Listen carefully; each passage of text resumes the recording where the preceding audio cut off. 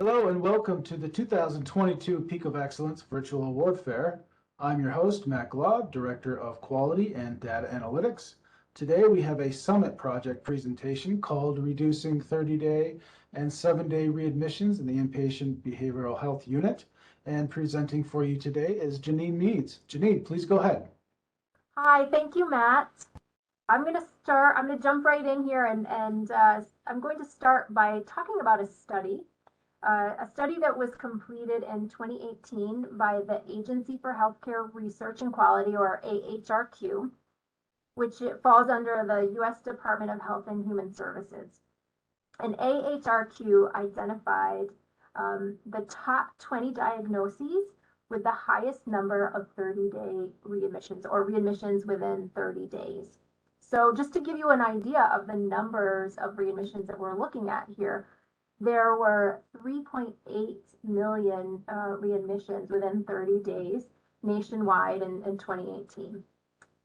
And within the top 20 diagnoses were schizophrenia or other psychotic disorders. Those were categorized in the same category. And depression also fell within the top 20.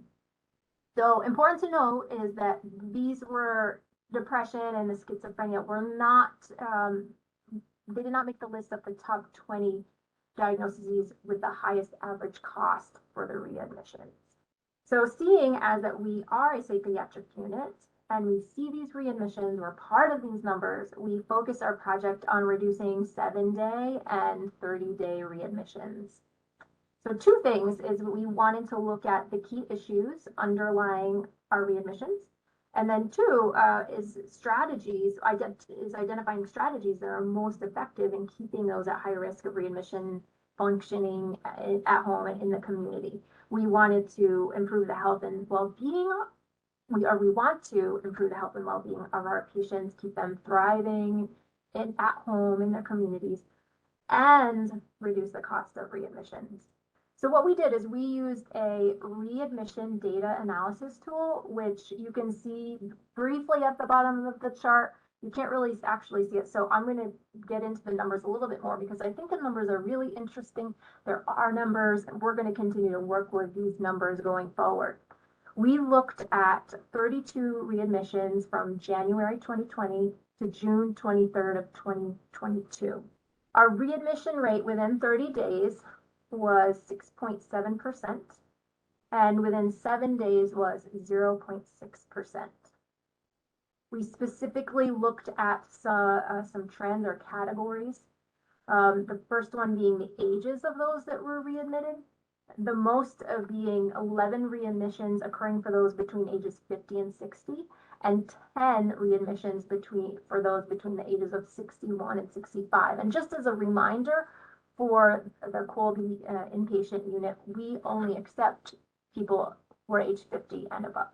So another thing that we focused on is we tracked follow-up calls that were completed after the person's initial admission and discharge. We were successful in making 26 of 32 calls, and we actually spoke to 22 of those people. 3 people didn't have voicemail and 1 person just didn't respond. And we were able to talk to them live about things like they're getting their medications, reminders about their appointments, do any troubleshooting for issues. Additionally, we looked at the diagnosis or chief complaint that was leading to the readmission, and those numbers kind of fell a little bit more all over the board, although we did have 5 folks that came in due to major depression. And others were, for example, 1 person had a suicide attempt. Another came in due to hallucinations. 2 folks had stopped taking their meds, etc. And then if I can take the liberty, I would take those 32, that number of 32, and sort of, if I could sort of group them together, what I noticed is that they did fall under the category of schizophrenia or psychosis and that other category of depression, which I mentioned earlier, which was in the AHRQ study. And so we're aligning in those with the national numbers that way. So in looking at all of our data, we also are looking at strategies to help us target this data. The biggest one, the huge one being the transition back to the community, where people are getting intensive care here in treatment. how can we keep people on their path to recovery, which includes developing a high utilization committee or team within our unit to review support services, clinical practices to prevent readmission. We do have a high utilization committee that is operating now at the hospital. However, it's not targeted just to Colby. We also are looking at another strategy is looking at our short-term alternatives to readmission. So some of these ideas like, was your case manager sick when you went home? Were they not there for you to help you? Can we get them back on track? Can somebody take you to your appointment? Did you not get your medications filled? So some of those things that we can troubleshoot and target so that they don't happen again when the person is discharged. We're also identifying the gaps in aftercare, such as, again, going back to, did you get your medications filled? Did you not have your transportation? We've considered sending out an aftercare survey. We haven't implemented this at this point in time, but an aftercare survey so that people could identify what was it that happened when after they were discharged, that they realized, oh, that there's a gap here and I needed help. Additionally, another strategy, this is the last one I'll review here, to target our data and target our readmissions is, and this is a huge national push and agenda to identify the social determinants of health at play for readmissions, including lack of housing, lack of transportation to appointments, lack of financial and social resources, and how can we best assist with those in those areas. So that brings us home here to just look at some very specific, I'm just going to take us down to some very specific plans that we're going to implement or continue working on underneath those strategies. So some of these objectives would be to continue those follow-up calls. Now we are required to do follow-up calls, but continuing those and looking at what comes out of those and the trends that are coming out of those. Looking at readmissions risk factors, we do a crisis plan that the patient fills out upon admission and that they can take home with them at discharge, and where we've reviewed what are their risk factors and ways to target those. We'll do family meetings or meetings with the care providers after readmission to determine what happened here, what can we prevent going forward. We'll also do follow-up calls to people's providers or therapists and find out, did the person make it to treatment? Did they not? What happened? Why did they maybe fall out of treatment? And we'll also increase our referrals for care management or assisted outpatient treatment. We'll boost up those services. And we'll review our chart audits and our CQI worksheets just to look at what are their trends and where can we target what's happening.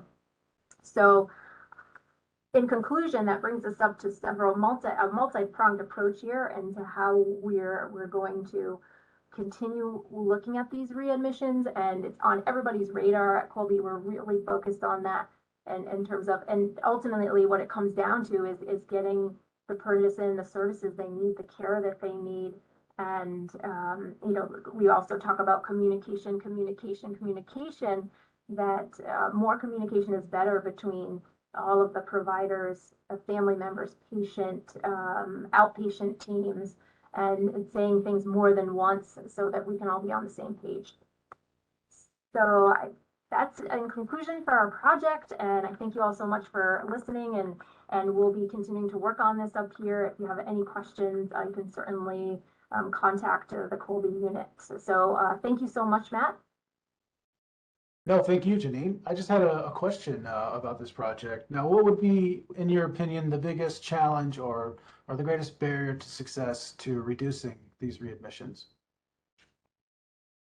So probably the biggest barrier goes back to those, the social determinants of health and some of the factors that are beyond the walls of the hospital unit and what is happening for folks out in the community and in their homes and in the care that there may be lack of access to care or resources available in the North Country, and continuing to boost all of those services for folks and just trying to to work with everybody here in the hospital, but then everybody out in the community too, trying to work as together to help folks. All right, very interesting. Thanks for your time, Janine, and have a great day. Oh, thanks so much, Matt. Bye-bye.